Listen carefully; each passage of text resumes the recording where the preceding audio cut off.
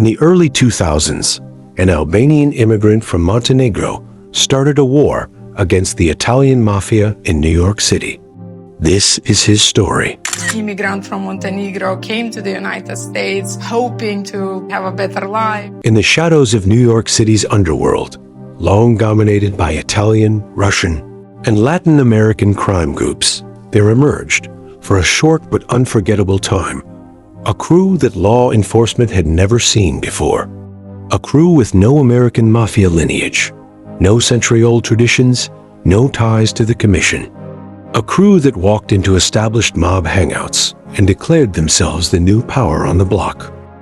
Their leader was a man named Alex Rudaj. He was tough, fearless, and determined to build the first Albanian Mafia crew bold enough to go toe-to-toe with the five families. Alex Rudaj was born in Tuzi, Montenegro, in a small Albanian community, at a time when the Balkans was marked by poverty, religious tension, and political instability. Growing up, he learned early that strength and loyalty were the only currency that mattered. Stories of Albanian blood feuds, honor codes, and unbreakable loyalty were part of daily life. To understand Alex Rudaj and the mentality that fueled the Rudaj organization, you have to go back centuries to one of the most feared and respected moral systems in the Balkans, called the Kanun. The Kanun is an ancient Albanian code of laws created by the medieval ruler Lek Duka Gjini. It was not written by scholars, not enforced by a government, and not interpreted by courts. It was enforced by honor, by family, by clan, by blood. For centuries, Albanian men and women lived by its rules. Even after they emigrated to Montenegro, Kosovo, and eventually America, the Kanun's shadow followed every family. And it's in this world that Alex Rudaj grew up. Like many Albanians seeking opportunity, Rudaj eventually made his way to the United States, settling in the Bronx in 1987. At first, he worked legitimate jobs, busboy, waiter, doorman, anything that paid. But the Balkan communities in New York always had a strong criminal element: gambling, extortion, and small-time rackets run by various neighborhood tough guys. And around that time, Albanians were already gaining a reputation. They were known for being aggressive, disciplined, and most importantly, unafraid of the Italian mob. Somewhere in that brewing environment, Alex Rudaj found his place. He wasn't a smooth talker. He wasn't political. He wasn't a rackets architect. He was a leader because he had the one trait every mobster respects: fearlessness. In the late 1980s and early 1990s, the Bronx and Queens were full of small-time gambling operations, card rooms, loan sharks, and sports bookies who kicked up money to the Italian mob. In the early 90s, Alex met Nardino Colati, who was the protege of Gambino soldier Skinny Phil Lascalzo. Nardino, or Lenny as he was called, was also an enforcer for the Gambinos. Seeing potential in Alex, the two quickly joined forces, and the beginning of a new age mob was beginning to form. Working around the Gambinos, Alex learned how Italians structure their criminal hierarchy. He watched disputes get settled. He watched how they handled territory and money. But most importantly, he learned how far fear and intimidation can take you. Skinny Phil allegedly promised Lenny a spot in the Gambino family. He also promised him territory with rackets to run in the Bronx. However, when Skinny Phil died, Gambino family soldier Joe Gambino took over his operations. Alex and Lenny didn't receive the territory. They also didn't want to work for Joe Gambino, nor did they respect him. This was a turning point for Alex Rudaj. In 1993, Alex and Lenny assembled a crew of tough, disciplined, and loyal men. They weren't just associates, they were brothers. The crew would dub themselves the Corporation. The Corporation consisted of Nikola Nicky Nails Deadeye, the wild enforcer, who was also second in command next to Alex; Prank Evazai, the enforcer and at times the voice of reason; Louis Nukulovic, another enforcer, who was also related to Alex through marriage. And last but not least, Fat Angelo Di Pietro, the wise muscle. They weren't interested in titles. No capos, no consigliere, no rituals, just money, loyalty, and power. But what made them different was how they moved. They didn't negotiate for territory. They took it. Alex and his corporation would recruit young Albanian muscle, mostly immigrants that had nothing to lose. These young men were recruited to help take over illegal gambling spots in the Bronx, Queens, and Westchester County. The corporation took over. Sports betting rings, high-stakes card games, marboot dice games, and the infamous Joker poker machines. According to the FBI, Alex and his crew were raking in over $4 million a year. Alex Rudaj started his attack on the mob when he took over a Gambino gambling spot in the Bronx. The owner of the club was none other than Joe Gambino, and the corporation had a point to prove. According to FBI notes, Alex and his top lieutenants entered the club and attacked Joe Gambino, stripping him naked and throwing him out into the street. A made man in the mob was never treated this way before by an outsider in the history of Cosa Nostra. This was a slap in the face. The Italian Mafia of the 1970s and 1980s was long gone. Bosses like John Gotti were locked up in the feds. Killers like Roy DeMeo were dead. The 2000s Mafia had acting bosses and half-ass killers. Leadership was fractured. Power was diluted. Meanwhile, the Albanians were young, hungry, and cohesive. They were living together, working together, moving like a tight military platoon. The corporation didn't fear the Italians. But the Italians feared a war they were no longer equipped to fight. The Gambinos never retaliated for the Joe Gambino incident. Alex knew this was the time to take over. Following a dispute over stolen money, a Banano crime family associate named Gaetano Peduto got into a verbal argument with Alex and Lenny inside a mob hangout in the Bronx. The altercation quickly turned physical, and guns were drawn. The two groups exchanged gunfire, which led them into a high-speed car chase. Peduto would later testify that Alex came out the sunroof with two guns and started shooting at him, leaving him critically wounded. The Bananos never retaliated.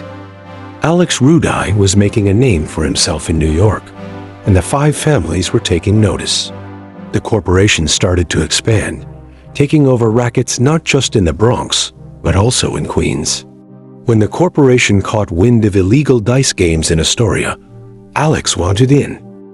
Alex and the crew muscled their way into Greek gambling halls in Astoria from the weakened Lucchese crime family. But when Gambino soldier Tommy Napoli moved in with his own operation, Alex was ready for war. The next day, Alex and his top enforcers walked into Soccer Fever, the Gambino-ran gambling spot. According to eyewitnesses and FBI reports, Alex and his boys walked in and started yelling, "The party's over. If I see you here again, I'm gonna eat yous all up. I'm gonna kill yous all." Then one of his guys pistol whips a random player unconscious. The Gambinos left, but this time they had had enough. It was time for a sit-down. Gambino family acting boss, Arnold Scuteri, arranged a meeting with Alex. The two crews met at a gas station off the New Jersey Turnpike. The Gambinos had bats and guns. The Albanians had Uzis. When Scuteri pointed a gun at Alex, Nicky Deadeye pointed his shotgun at the gas pump, threatening to blow the whole place up. The Italians dropped their guns and left Astoria, Queens to the Albanians. Before Alex Rudaj became the man who challenged the Italian Mafia, he was still a student of the streets. And if there was one American mobster he admired above all others, it was John Gotti, the man who made the Mafia look untouchable again. When John Gotti passed away in 2002, Alex and his crew were the first ones to pay their respect to the fallen Gambino boss. Even though the corporation had their issues with the Gambinos, Alex had too much respect and admiration for the Teflon Don, so much so that he even visioned himself the next John Gotti, and his next move would solidify his dominance in the world of organized crime in New York City. In 2003, a year after John Gotti's death, Alex Rudaj walked into Rayo's in East Harlem, a famous Italian restaurant and mob hotspot. Alex called the owner over and demanded to be seated in John Gotti's old table. When the owner refused, Alex came back with 30 armed men and threatened to close down the establishment if Gotti's table was not handed to him. After a short conversation, the table now had new regulars, the Albanians. This was not a sign of disrespect to the memory of the Dapper Don, but a clear message that New York had a new king, and his name was Alex Rudaj.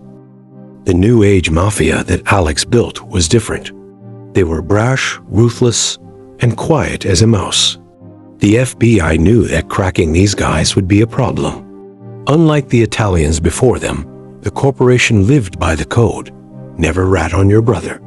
Knowing that the upper brass of the corporation would never turn on each other, the feds came up with another plan. The code name for Alex and his organization was called Operation Trojan Horse. The feds did their homework. They knew Alex and his crew had one big problem: their big egos. Wherever they went, they loved to brag about how they took over the gambling spots from the Gambinos. So the FBI had a trick up their sleeve. They sent Greek informants posed as gamblers to the corporation's gambling spots in Astoria and hoped somebody would talk. And talk they did. One informant by the name of Nick built a close relationship with Alex. He made him comfortable, enough where Alex started talking freely, detailing his past crimes, bragging about how he took soccer fever from the Gambinos, Cafe Liberty from the Lucchese's, and the infamous seat in John Gotti's table at Rayo's. It was a sneeze. A boom, thing. I go like this. Boom. His face shows that. Boom. Little did Alex know, the feds were listening in on everything. Alex Rudaj had sealed his own fate. On October 26, 2004, the FBI arrested Alex Rudaj and 21 other members and associates of the corporation. Most of the defendants were Albanian immigrants or first-generation Albanian Americans. Alex and his top lieutenants were all charged with the RICO. The feds openly stated, "We tried to get these guys to talk, but they wouldn't crack." Alex Rudaj and his partner Nardino Lenny Colautti were sentenced to 27 years in federal prison. Nicola Nicky Nails Deadeye was sentenced to 26 years. Prank Big Frankie Evazai, Fat Angelo DiPietro, and Alex's brother-in-law Louis Nikolovic were all sentenced to 22 years each. The corporation was disassembled. Today, the Rudaj Corporation is remembered for one thing. They challenged the Italian Mafia like no one else in modern times. Their rise was fast, aggressive, and fearless. Their fall was inevitable. No crew could survive that much heat. But one thing's for sure, they were the first major Albanian-American crime family who proved to the five families that they belonged in the Cosa Nostra history books. Some say if the feds hadn't come down hard, the Albanians could have become the sixth major crime family in New York. Others say they burned too hot, too fast. But one thing is certain, Alex Rudaj left his mark on American organized crime, and the streets still talk about the Albanian king of New York, who wasn't afraid of anybody. Thanks for watching. Food for thought. Did Alex Rudaj and the Albanians conquer New York because they were fearless? Or was it because the five families were already ghosts of their former selves? Let us know what you think in the comments below. And if you enjoyed this video, hit that like button, and don't forget to subscribe and hit the notifications for more new gangster videos from the Health Wealth Diary.